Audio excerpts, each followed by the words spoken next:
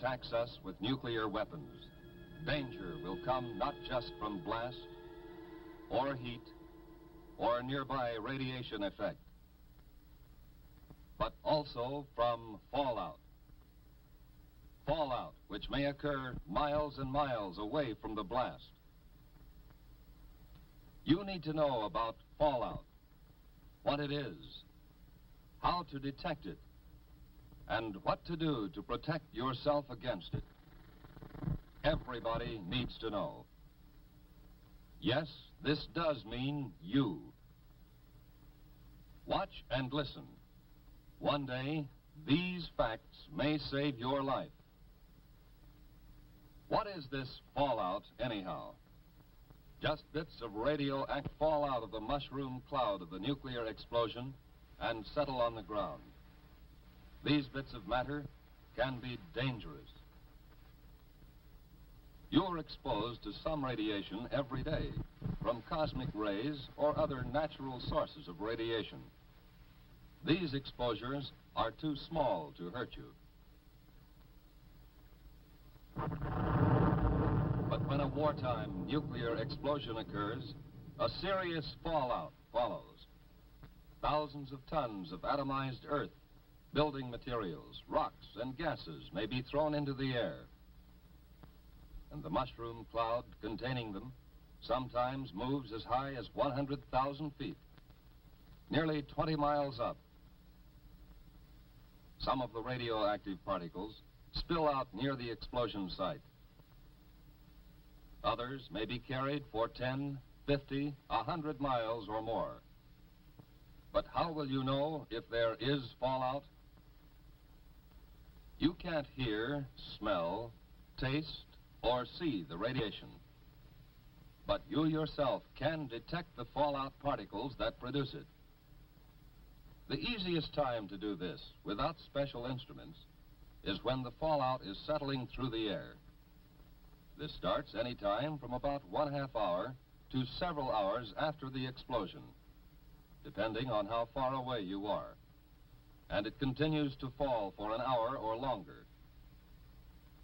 Usually you can see the fallout. So if there has been an explosion of a nuclear weapon within a few hundred miles of you, you should suspect every unusual concentration of dust in the air of being fallout. After an explosion in daylight, watch any unusual accumulation of dust. At night, put a white or light-colored plate outside.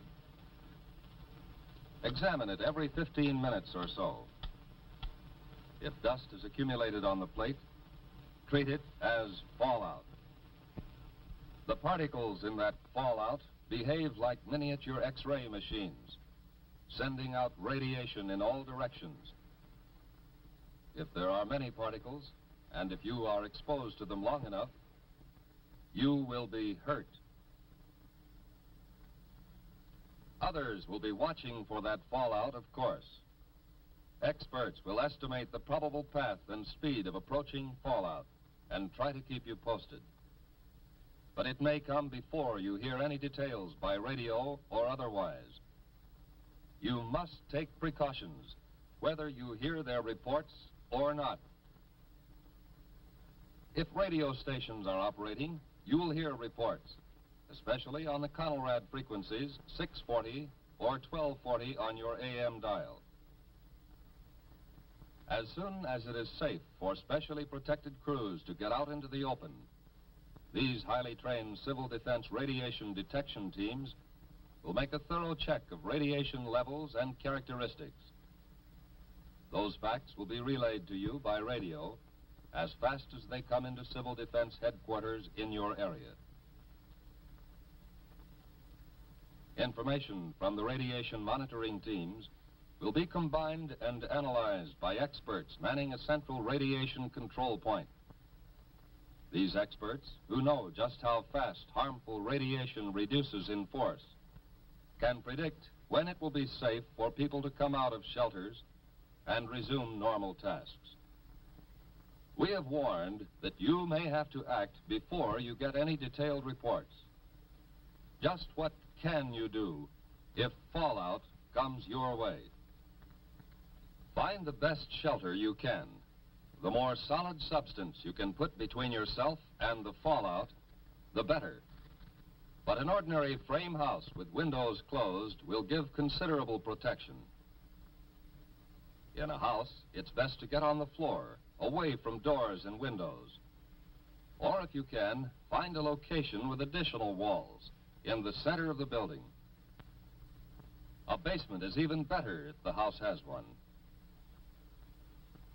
Large buildings, such as apartment or office buildings, give good protection. The thick, heavy masonry of their walls and floors makes it hard for radiation to get through. Basements, inside rooms, or corridors on the lower floors are safest. The basement of any house or building will become a good improvised shelter if you block the windows with sandbags and place other sandbags on the floor above the shelter area. If you don't have sandbags, thick, solid layers of books, magazines or newspapers, or even a series of file cabinets standing close to each other can cut the radiation danger. In some parts of the country, there are storm cellars or outside vegetable storage cellars. They may be used as shelters from fallout. If you plan to use such a cellar, or your basement, or any other shelter, stock it with food and supplies. To equip and supply your shelter area, you need some of the same things you might take on a vacation camping trip. First, sleeping equipment to fit your shelter area. Folding cots, or sleeping bags and blankets. Then, food and water. There should be at least a 2-week supply. You'll want plenty of fruit juices and lots of your family's favorite canned foods. The drinking water supply should be rotated often to be sure it's fresh. And don't forget such basic needs as sugar, salt, pepper, and other seasoning that your family ordinarily uses. Now, some equipment. A radio is very important. It should be a battery portable with spare batteries. A transistorized radio is best, as the batteries last longer. Next, you need light in the form of flashlights and a battery-operated lantern.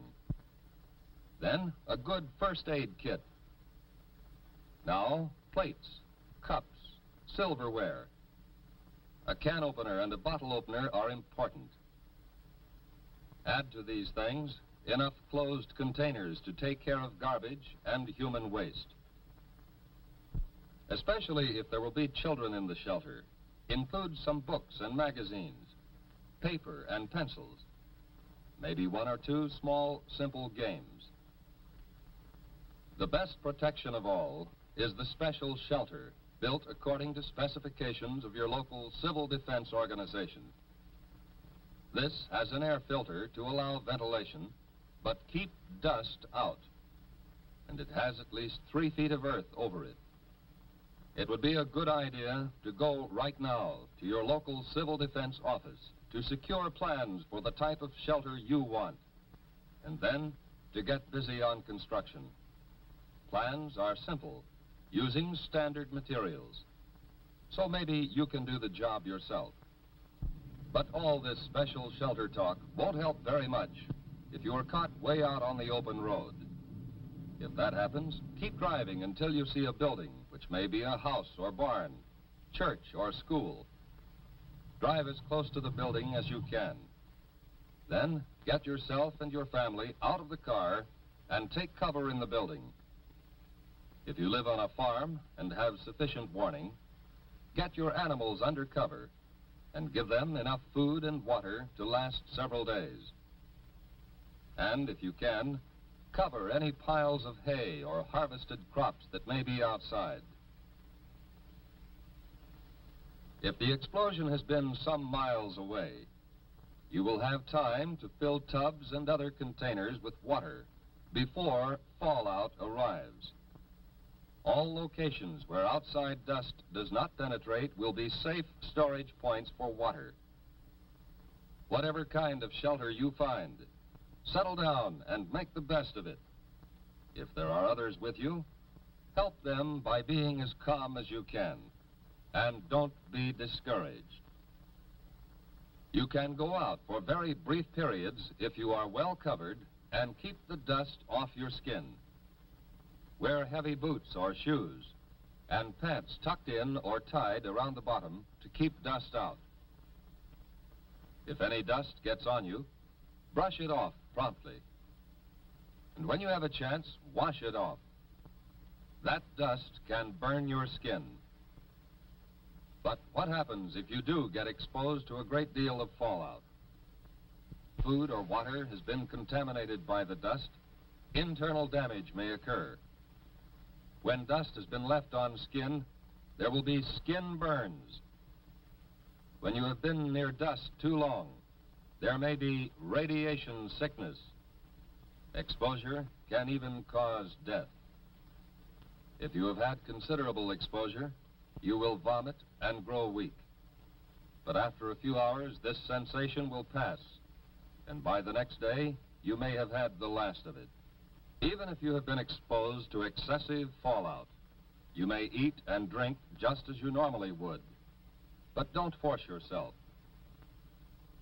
Whether you have had these symptoms or not, if Civil Defense radio announcements have said that radiation has been high in your section, keep an eye on your condition for the next few days. Watch especially for these developments in the 2 weeks following exposure. Return of nausea, sore throat, bruise spots developing without any known reason, loss of hair. These conditions, or nosebleed, or diarrhea, should be reported to a doctor or to the nearest first aid station set up under civil defense plans. Unless civil defense teams have warned that your area is still dangerously radioactive, you can get out and work to help yourself and help others. Although fallout can be deadly, your chances of avoiding damage from it are much better if you follow the directions we have given you. During an alert, keep your portable radio tuned to the Conelrad radio frequencies, 640 and 1240 on the AM dial, for the latest reports and advice. Right now, today, before there is an alert, take time to learn the Civil Defense 5 steps to safety. Learn warning signals and what they mean. Learn your community plan for emergency action. Learn protection from radioactive fallout. Learn first aid and home emergency preparedness steps. And learn how to use Conelrad, 640 or 1240 on the AM dial for official directions.